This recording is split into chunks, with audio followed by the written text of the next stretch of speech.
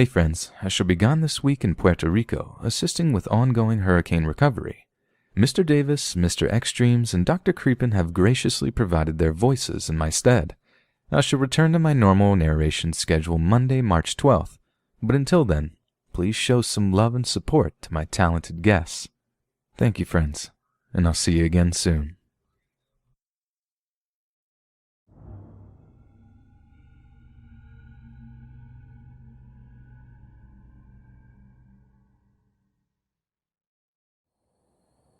The country of Haiti is home to many legends and myths. It's a place where you typically don't go unless you know the land and the laws by which you must abide in order to survive there. Many of those laws are written. However, some are not so easily learned. I was searching through my archives for a story to release today, and I stumbled upon some notes I took a couple of years ago during the very early days of my channel. I sat down with an 83-year-old woman from Haiti. Some of you may have heard my old stories on the life of my friend Rick, an elderly Haitian man I've known for many years. He told me the story of his life and later the life of his son being saved by a ghostly white dog. He also recounted the story of his mother being taken, transformed into a zombie, for the nefarious purposes of some obscure landowner in the back country of his native land. Every year, Rick and his wife get paid a visit from a childhood friend, whom I'll refer to as Lily. Lily lives in a simple, rural village in Haiti, but comes to Florida for a few months out of the year just to get away from it all, I guess. One day, I stopped by their house to pay her a visit, and we got to talking about some of the more bizarre things the group of old souls had either heard of or personally encountered in their decades of living in one of the hardest places in this hemisphere. As you probably know, there have long been whispers, tales of zombies roaming the lands of Haiti. If you speak to someone who knows, they will tell you where you're most likely to find them: in the fields of relatively rich men. The practice of creating zombies in reality is, in my opinion, much darker, sadder than what you would find in the movies. Lily told me the story of a young man in her town who passed away unexpectedly one day. His family mourned his loss as they laid his body to rest.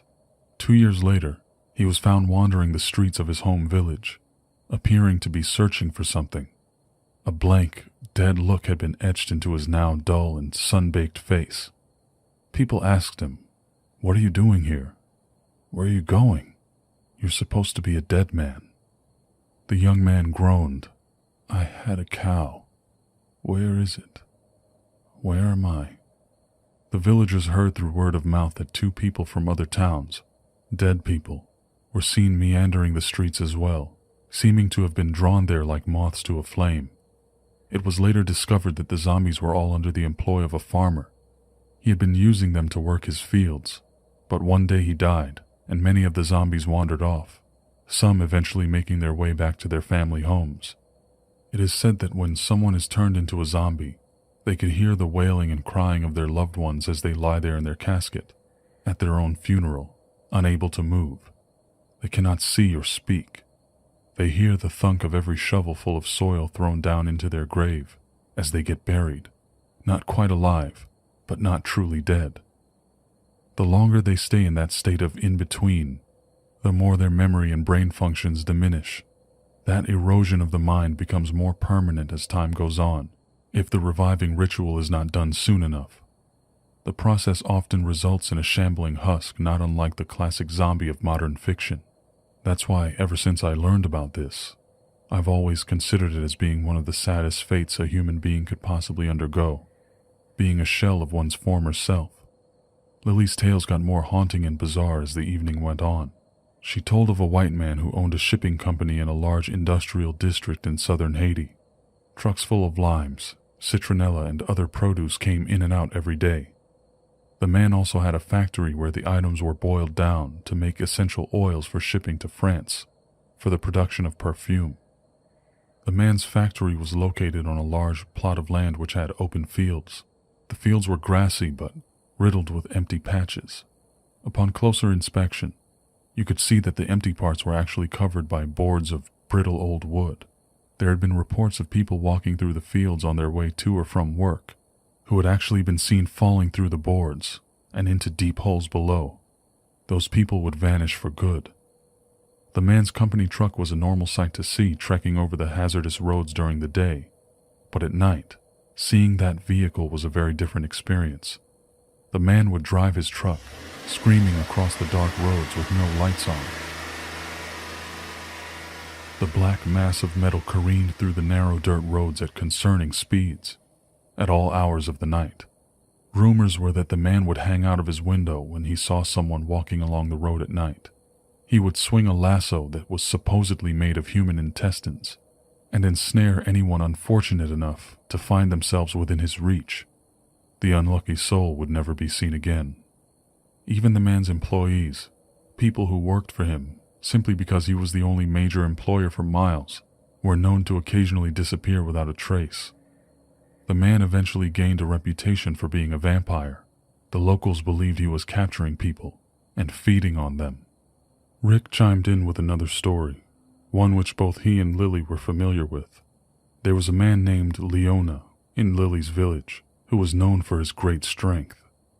Leona was also known for selling a special soup dish out of his home, which was, so he said, made with the reproductive organs of bulls. A legend grew about Leona that told of a magical item in his pot that kept people coming back to buy soup from him, even after reports circulated saying that tiny human fingers and toes had been found in the soup. People inexplicably kept on coming. One day, a father in the village whose children had gone missing went to a voodoo parish, asking the priest to divine who may have taken his children. To his surprise, the priest told him that his children were taken by Leona, the soup maker. The voodoo man knew of Leona's strength and fighting ability, so he gave the grieving father a strong warning. You won't be able to take him on your own. If you want to destroy him, I will tell you what to do. Find out where he goes to relieve himself, then take a sample of his stool. Place a smear of it on the door of his home, and bring the rest back to me. The father spent his days trailing Leona, following him deep into the woods every day until he finally had his chance. He waited until nightfall and did what the priest told him to do. The next morning, Leona saw the excrement staining his door and became irate, roaming the streets and loudly demanding to know who had vandalized his home. Being familiar with the practice of voodoo, he tried using the same material to craft a potion of his own, but as soon as he completed it, he dropped dead, not knowing that magic was formed against him. Rick had one more story to share with me. He relayed one told to him by a man named Ivan, an old friend of his. Ivan said that late one night, he was standing with a group of friends on a street corner when a young woman approached them. She was holding a large basket made of dried palm leaves woven together. She had a very kind and pleasant demeanor about her, and politely requested that the boys leave the area. Ivan, knowing better than to question something so strange, excused himself and agreed to leave right away. He kept his eye on his friends as he walked away slowly. He could hear them badgering the young woman, asking her why she wanted them to leave, as she bent down to remove several oddly shaped, dark objects from the basket and began setting them out on the ground around her. Ivan couldn't make out what the items were, but he could hear her ominous voice as she said to the boys, "If you don't want to leave, that's fine." He looked back and cringed when one of the boys kicked the woman's basket. She calmly continued her mysterious business without a single word, or even so much as an angry look. No one ever figured out what she was doing there, but every month after that, one of the boys died. One of them left the country to live in the U.S. He spent many years in Miami, Florida, but eventually came back to visit his family in Haiti. He died suddenly only a couple of days into his visit. The only one still living out of the boys that were there that night was Ivan.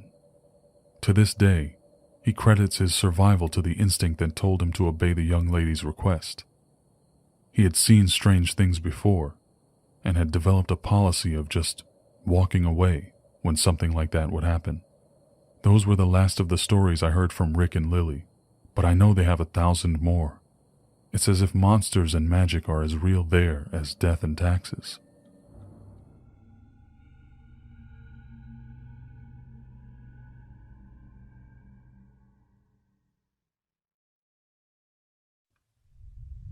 Dear Mr. X, my name is Amanda. I wanted to let you know I've been binging on your channel. It's always good to hear from people who've witnessed unexplained events. It makes me feel less like a crazy person for having seen the thing I mentioned in the comments of one of your videos.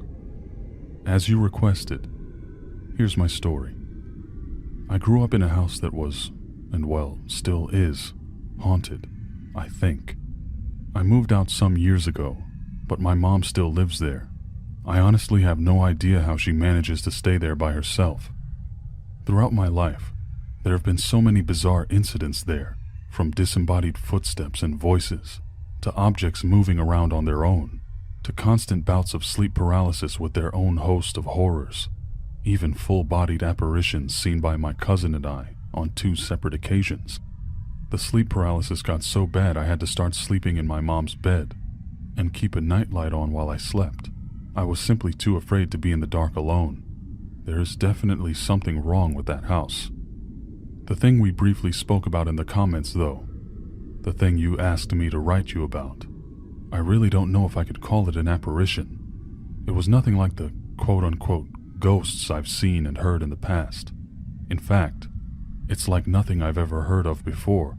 That's actually the main reason I've been listening to so many of these paranormal stories. I'm searching for some kind of answer. No luck so far. I believe I was about 16 or 17 years old when I saw this thing. I was in my room with my dog, and we were both sitting on my bed. I was reading a school book, so I had my desk lamp on and plenty of light in the room for me to feel at ease. I had the TV on for some background noise. I remember hearing Jay Leno doing his monologue for The Tonight Show, and that they were featuring a band I wanted to hear. I'm telling you this to let you know why I've ruled out the possibility of sleep paralysis in this case. The room was pretty well lit, and I was wide awake.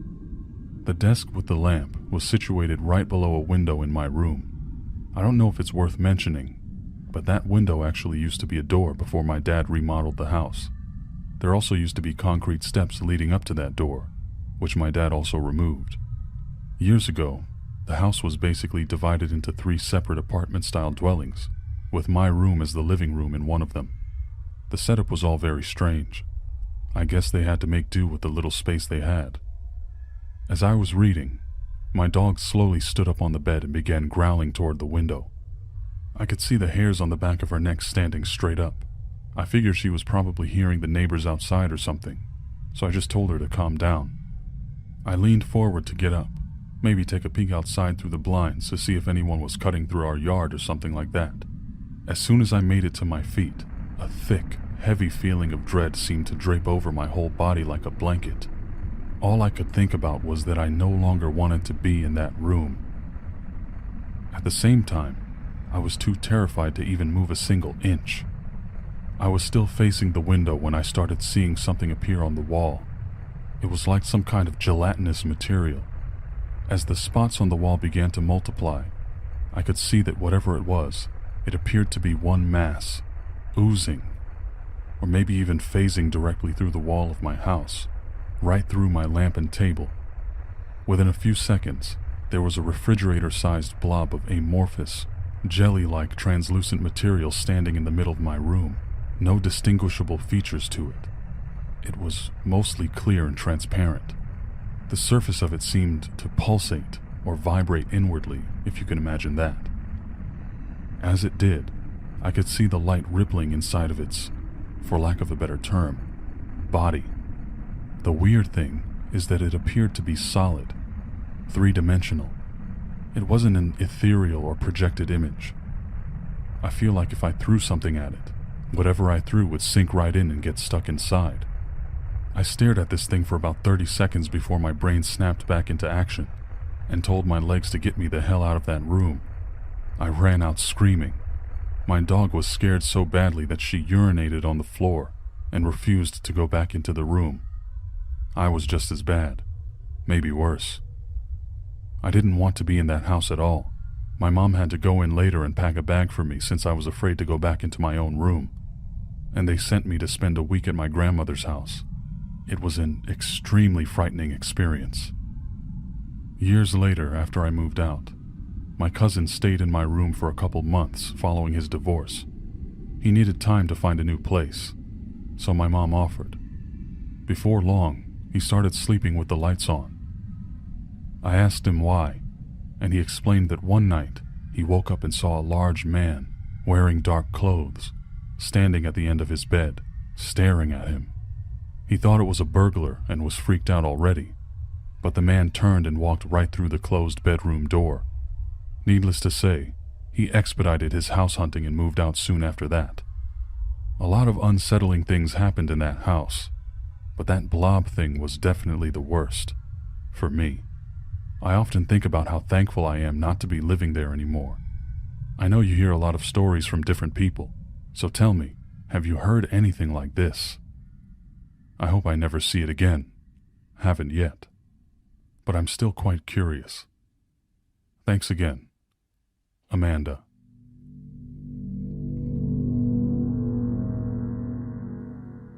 Hey there, Mr. X. I'm Joel. I wanted to tell you a story about something odd that happened to me a couple of years ago. So I have a friend who owns a summer house in the Stockholm archipelago, Sweden. It's a smaller, less popular island, so there are only around 10 people with houses there. The house my friend owns is basically a big living room with 2 small bedrooms, a kitchen, and a bathroom barely large enough for a shower cabin. The area surrounding the house is pretty well forested.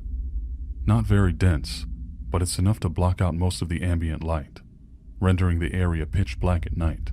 So, my friend invited me and the guys to come out during Walpurgis night, a holiday that's sort of like a Swedish Halloween. Basically, we were going to get drunk, barbecue, and hang out by a bonfire. The celebration came and we had a good time. The food was great, and we ended up with way more alcohol than we needed. The only problem was that the bonfire got a little bit out of hand, so we sorta had to fight it back with a garden hose to avoid the grass going up in flames. Anyway, I was pretty well intoxicated by the time I decided to head for bed. I was able to pick where I wanted to sleep, since I was the first one to turn in. Naturally, I claimed one of the bedrooms. It was very basic, sparsely furnished as many summer homes tend to be. A full-size bed, nightstand, a small dresser, and a desk with a chair.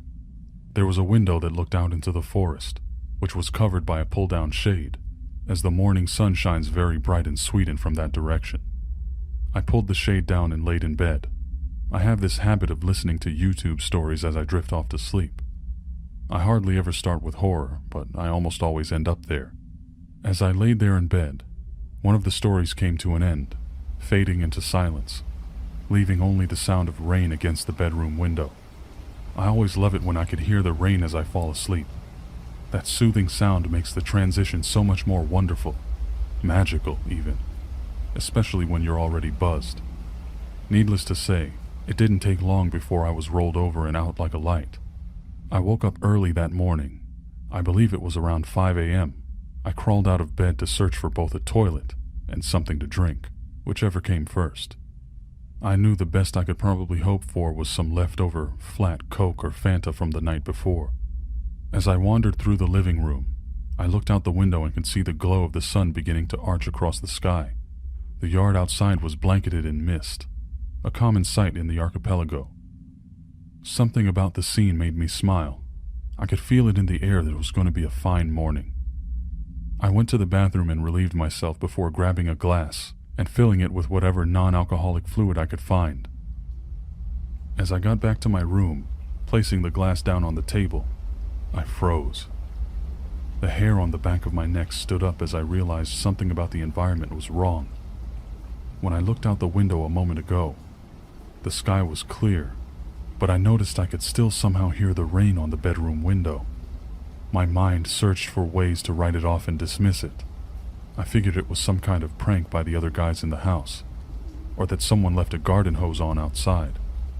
A bit of a stretch, I know, but I needed an explanation. I stared at the window for a moment, still obscured by the drawn shade, before going back out into the living room. I did a quick head count of my friends as they lay strewn about the place, each one of them sleeping more heavily than the last. I opened a window in the living room and leaned my head out to get a look at the outside of my bedroom window.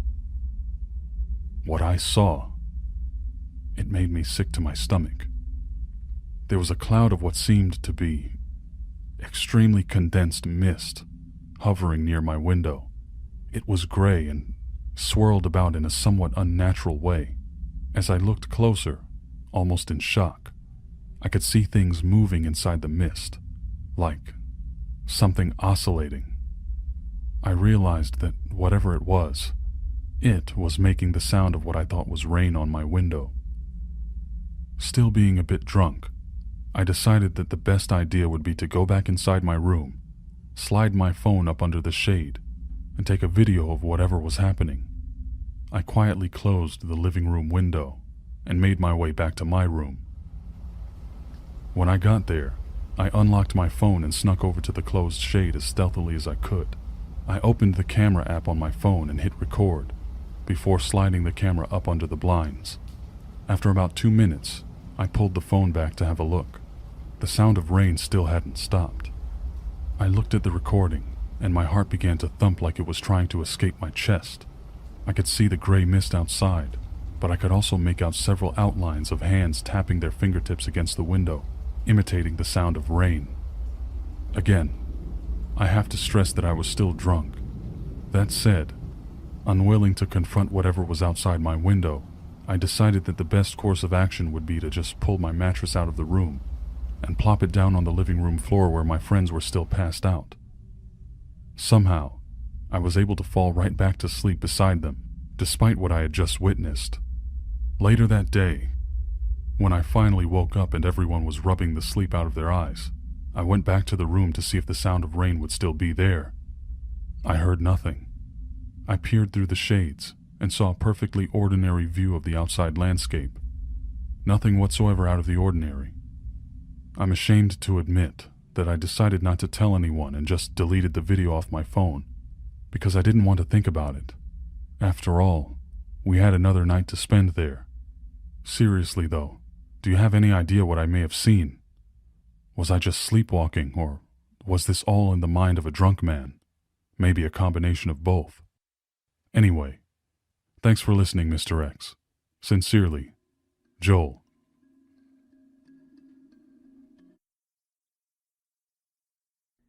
Hey friends, thanks for listening.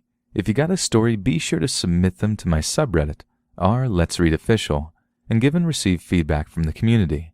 Be sure to check out my Choose Your Own Path horror game on the iOS and Android App Store, and grab early access to all future narrations for just $1 a month on Patreon. Links in the description. Thanks so much, friends, and I'll see you again soon.